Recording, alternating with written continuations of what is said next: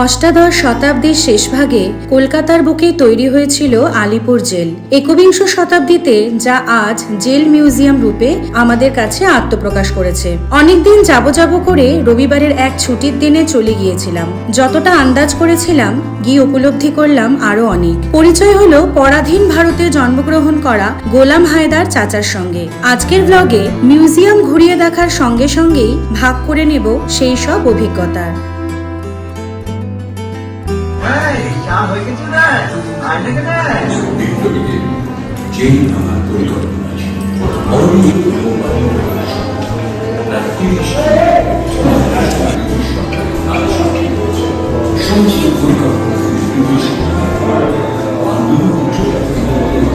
हम लोग आज देख करके फील कर सकते हैं कि इन लोग कितना मतलब देश के लिए किया हुआ है। बहुत बड़ा काम हुआ है, ये म्यूजियम बनाया। तब ये म्यूजियम हुआ तब हम लोग को पता चल रहा है और भी प्रैक्टिकल हम लोग देख रहे हैं। मुसलमान मिलकर तिरंगा का लाल रखा। मजहब नहीं सिखाता आपस में बैर रखना। हिंदी हम वतन है, हिंदुस्तान हमारा।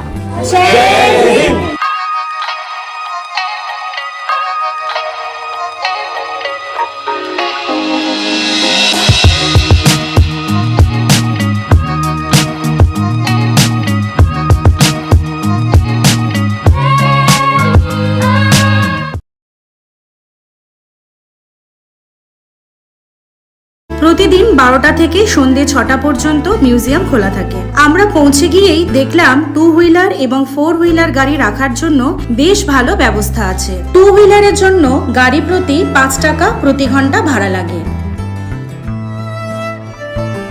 আধুনিক যুগের সঙ্গে তাল মেলাতে মিউজিয়ামে ঢোকার মুখে দেখলাম কফি হাউস। মিউজিয়ামে প্রবেশ করতে টিকিট খরচ জনপ্রতি 30 টাকা। আরেকটি শো দেখানো হয়, সেটা যদি দেখতে চাও তাহলে টিকিটের খরচ পড়বে 100 টাকা জনপ্রতি।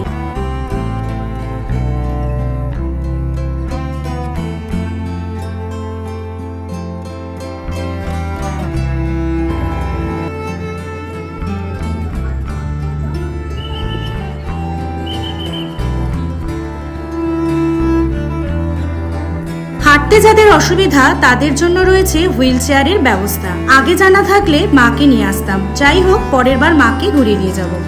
ঢোকার মুখেই রয়েছে মিউজিয়ামে কোথায় কি আছে তার একটা ম্যাপ। তোর নাম কি? টমি।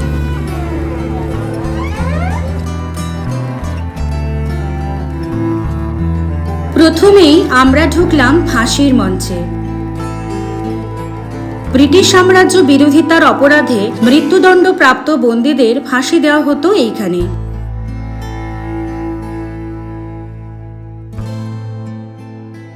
জেলের দরজা খুলে প্রবেশ করে দেখলাম বীর শহীদদের সেই সময়কার দুর্দশা।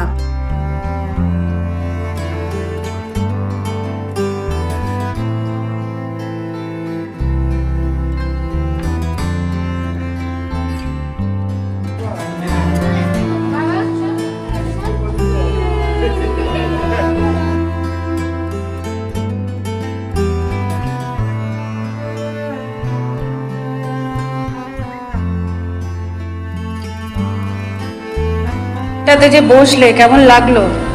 এটা কয়েদিদের সিট, এই সরি শহীদ যারা আমাদের দেশ স্বাধীন করেছে। আগে কয়েদি তারপরে শহীদ। হ্যাঁ, তো তাদের এটা হচ্ছে বালিশ, মানে সিমেন্টের বালিশ। এই হচ্ছে বেড, এই হচ্ছে বেড। এইভাবে এখানে না পাখা না কিছু, লাইটও থাকে না। এই হচ্ছে ব্যাপার। এখন লাইটটা দিয়েছে মানে আমাদের দেখার জন্য। স্বাভাবিক ব্যাপার। আর ওইখানে একটা পাদানি মানে হচ্ছে টয়লেট। আর 40 হে ভগবান। ফাঁসি দেওয়া দৃশ্য অন্যান্য ফাঁসির সাজাপ্রাপ্ত বন্দীদের দেখানো হতো।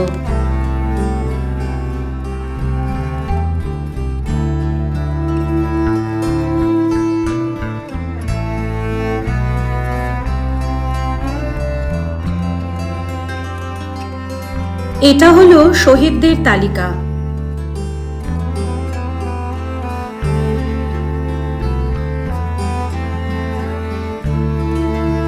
সরকারি রিপোর্ট অনুযায়ী বিপ্লবী দীনেশ গুপ্তকে ফাঁসি দেওয়ার পরে তার দেহ আত্মীয়দের না দিয়ে জেল চত্বরেই জ্বালিয়ে দেওয়া হয়। পরে টালার নালার মধ্যে তা ভাসিয়ে দেওয়া হয়।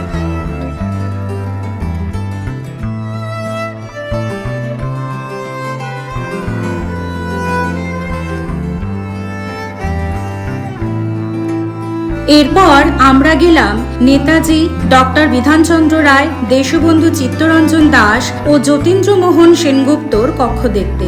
দোতলা বিশিষ্ট বিল্ডিংটির সামনে পরিপাটি ও সুসজ্জিত বাগান।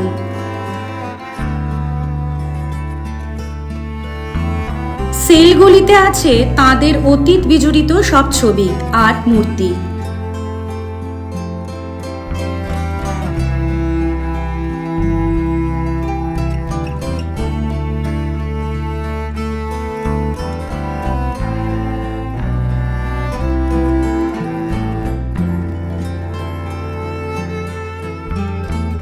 একতলা দর্শন সেরে আমরা গেলাম দোতলায় নেতাজি কক্ষে। প্রতিটি কক্ষের বাইরে অডিও গাইডের কিউআর কোড দেওয়া আছে। স্ক্যান করলেই এই ঘরের বিশেষত্ব জানা যাবে। এখানেই পরিচয় হলো গোলাম চাচার সঙ্গে।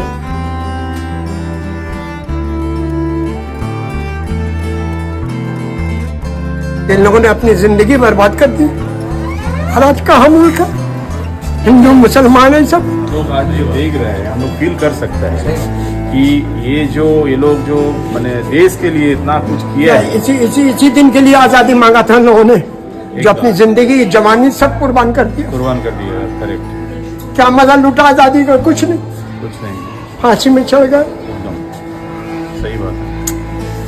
अपनी जवानी को, सब घर को, बीवी बच्चों को। सही बात है।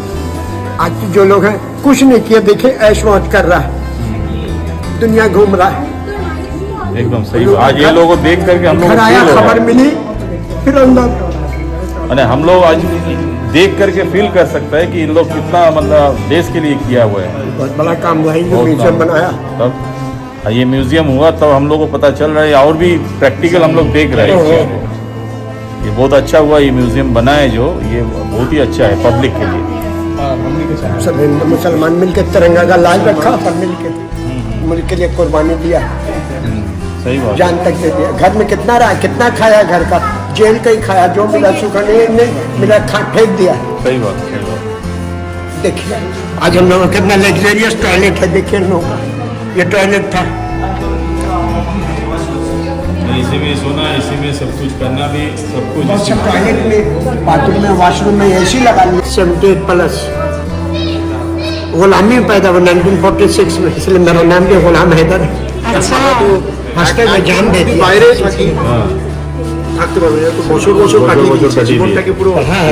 গোলাম চাচার কথা এখানেই শেষ নয়, আরো মূল্যবান কথা শেয়ার করব ভিডিও শেষে।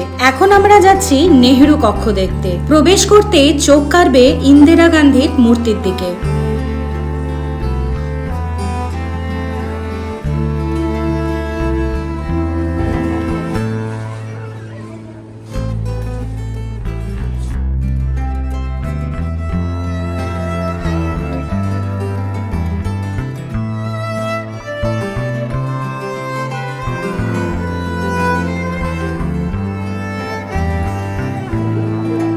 চলতে চলতে পায়ের আরামের জন্য আছে বসার ব্যবস্থা। এবার ঘুরে দেখলাম বেশ কিছু সেল। একটা সেল খোলা দেখে অনুভব করার চেষ্টা করলাম বন্দি দশার, আর বুঝলাম মুক্তিতেই আনন্দ।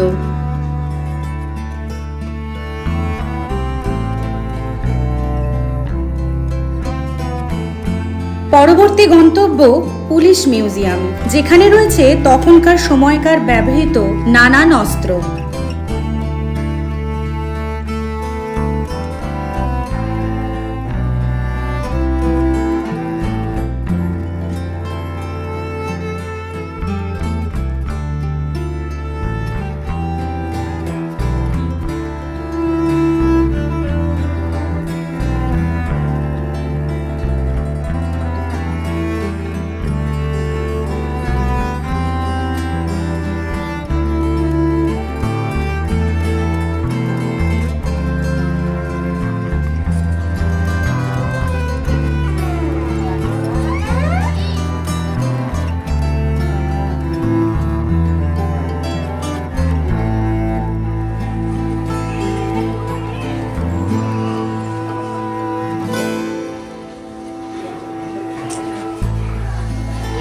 বাবা এখানেই চান, এখানেই শোয়া?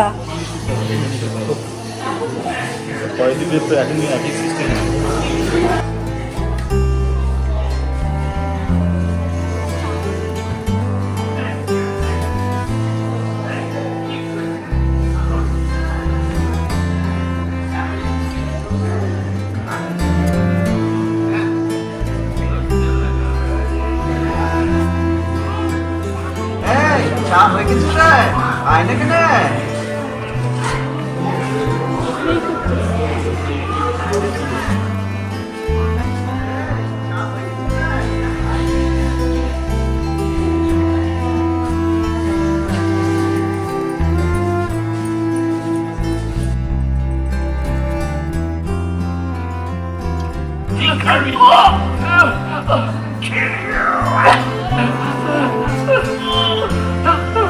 म्यूजियम लॉकडाउन में जब हुआ तब से काम स्टार्ट हुआ इधर।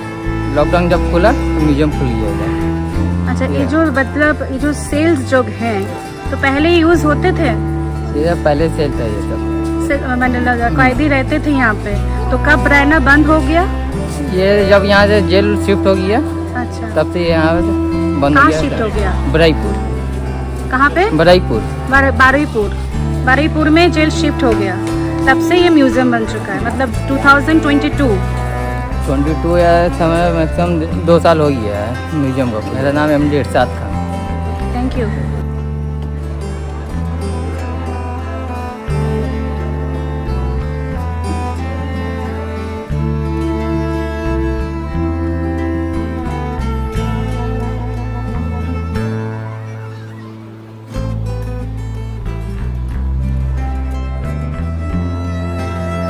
একতাই শক্তি।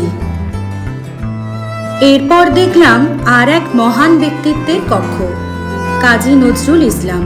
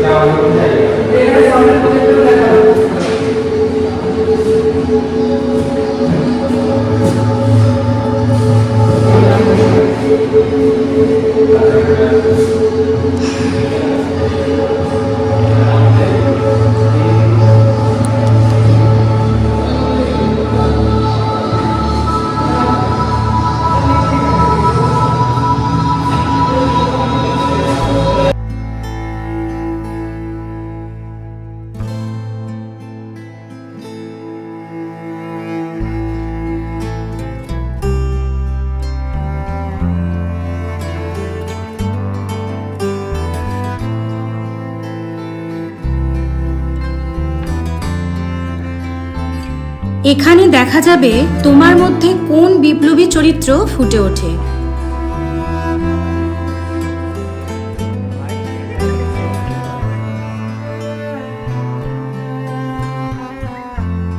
এখানে আছে ভারতের ইতিহাসের শুরু থেকে এখন পর্যন্ত সমস্ত মুদ্রা।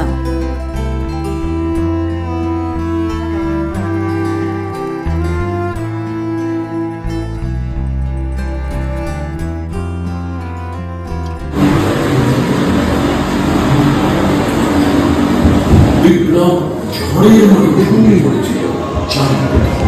বিপ্লবীদের জেল ভাঙার পরিকল্পনা ছিল। দড়ির মই এবং বোমা তৈরির উপকরণ কারাগারে পাঠানোর প্রস্তুতি। অরবিন্দ এবং বারিন্দ্রনাথ সহ প্রায় 30 ব্রিটিশ সরকারের কাজ সাক্ষী হয়েছে। সমস্ত পরিকল্পনা ব্রিটিশ কানাডা দত্ত এবং স্বতন্ত্র রাক্ষস নরেন্দ্র সেনকে হত্যার উদ্যোগ পিস্তল আনা হয়েছিল যে 1908 সালের 31 অগস্ট নরেন্দ্র সরকারের সঙ্গে দেখা করে তার সঙ্গে শব্দ অনেক বন্দীকে কালা পানিতে পাঠানো হয়েছিল। অনেককে প্রথমে মৃত্যুদণ্ড দেওয়া হয়েছিল, পরে কালা পানিতে পাঠানো এবং অন্যান্য শাস্তিতে প্রখ্যাত আইনজীবী চিত্তরঞ্জন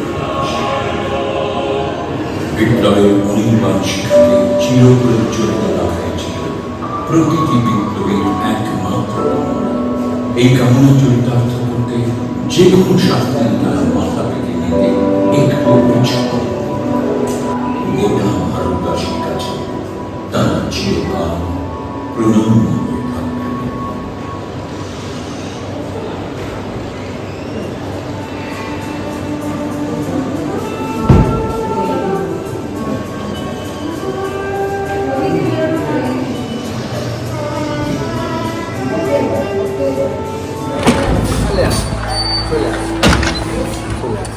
নবকুমার সরকার, সবাইকে নমস্কার জানাই। পশ্চিমবঙ্গ সরকার যে সমস্ত অ্যাওয়ার্ডগুলো পেয়েছেন সেখানে অ্যাওয়ার্ডগুলো রয়েছে। এর মধ্যে হচ্ছে একটা ফেমাস অ্যাওয়ার্ড হচ্ছে কন্যাশ্রী অ্যাওয়ার্ড, মমতা ব্যানার্জি পেয়েছেন 2017 সালে ফ্রম ইউনাইটেড নেশন, বিদেশ থেকে। এই সেই অ্যাওয়ার্ডের ছবিটা, হ্যাঁ, এইখানটা হচ্ছে সেই অ্যাওয়ার্ডের ছবি, এইখানে সার্টিফিকেট, আর পাশেই রয়েছে দেখুন একটা বিশ্ব বাংলা অ্যাওয়ার্ড, ঠিক আছে। আর তারপর ওইখানটা রয়েছে কন্যাশ্রী কাপ, 2023 সালে কলকাতাতে আইএফএ রোবট ফুটবল লিগ হয়েছিল, তারপর মেয়েরা পেয়েছিল। হ্যাঁ হ্যাঁ, কন্যাশ্রী কাপ।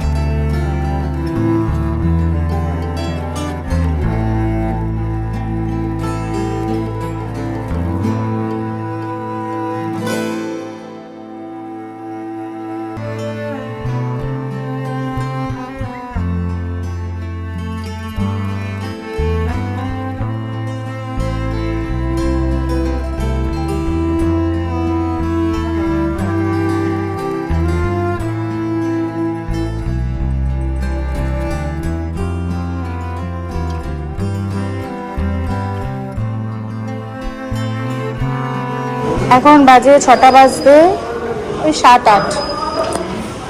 সবার আগে তোর ফেসটা দেখিয়ে দিয়ে, মানে আমরা ঘুরে ঘুরে ক্লান্ত হয়ে গেছি, তাই তো? ক্লান্ত মানে এত দেখেছি দেখে দেখে আমরা বোর হয়ে গেছি বড়টা ঠিক না, বোর হয়ে যায়নি, মানে এত দেখেছি দেখে দেখে মানে আমরা যে আর কোথায় আছে, আর কত আছে, মানে শেষ হয়েছে না কিছু সেরকম। তো দেখো সবার অবস্থাটাই দেখাবো এবার। ওখানে আবার সব খাওয়া দাওয়াও চলছে, আমাদের একটু চা খেতে হবে। খাবার দাবারের ব্যবস্থা আছে। হ্যাঁ, তো চা খেতে হবে। তো এখানে এসে সারা দিকে যদি ক্লান্ত হয়ে যাও, একদম বিধ্বস্ত হয়ে যাও, তো এখানে খাওয়ার অনেক অপশন আছে। তাতে একটা টি স্টল দেখে আমরা দাঁড়িয়েছি। এগুলো কি সব মানে গভর্নমেন্টের এগুলো? গভর্নমেন্টের যদি তো দাম। কি খাচ্ছ তুমি? Cream roll. এটা কি ভ্যানিলা? এই তো এটাই না, এটা চকো ভ্যানিলা। দুটো চা বৌদি, চিনি ছাড়া দুটো চা, বেশ ভালো করে বানিয়ে দাও। চিনি ছাড়া এটা? হ্যাঁ ঠিক আছে দাঁড়াও, উফ, চিনি ছাড়া চা এনো তুমি খাও, এটা বেশি আছে। তুমি নিলে না বেশিটা? না ঠিক আছে, আগে চিয়ার্স করো। চিয়ার্স। চাইতে চিয়ার্স। আরাম হচ্ছে না খেয়ে? হ্যাঁ, গায়ের ব্যথাটা মরছে। এত হেঁটেছো? তো ওপর নিচে আর পুরোনো বিল্ডিং, বড় বড় সিঁড়ি, মানে উঁচু উঁচু সিঁড়ি, তারপর বড় বড় ফ্লোরগুলো, সাইজগুলো অনেক বড়। এক একটা ফ্লোরের সাইজ হবে মানে 13-14 ফুট। বাইরে বেরোলে আমি চা খাই, বাড়িতে খাই না। মোমো, চিকেন মোমো তো এটা? হ্যাঁ, খুলে দেখাবো। এটা খাও। এতে চিকেন দেখবো আমরা কতটা আছে। भर भर के चिकन है भाई। চিকেন নেই, ओ একটু थोड़ा सा আছে। चिकन है, बाकी आट मैदा है। ঠিক আছে, তাই খাও যা আছে। স্মৃতির পাতায় তুলে রাখা কিছু মুহূর্ত দিয়ে। তবে আজ শেষ করব গোলাম চাচার মূল্যবান কথা দিয়ে। আজকের ব্লগ যদি তোমাদের ভালো লেগে থাকে তাহলে অবশ্যই একটা লাইক, কমেন্ট, শেয়ার করে দিও। আর যদি তুমি প্রথমবার আমার চ্যানেলে এসে থাকো তাহলে আমার চ্যানেলটিকে অবশ্যই সাবস্ক্রাইব করে দিও। তোমাদের সঙ্গে আমার আবার দেখা হবে আমার নেক্সট ব্লগে। টাটা।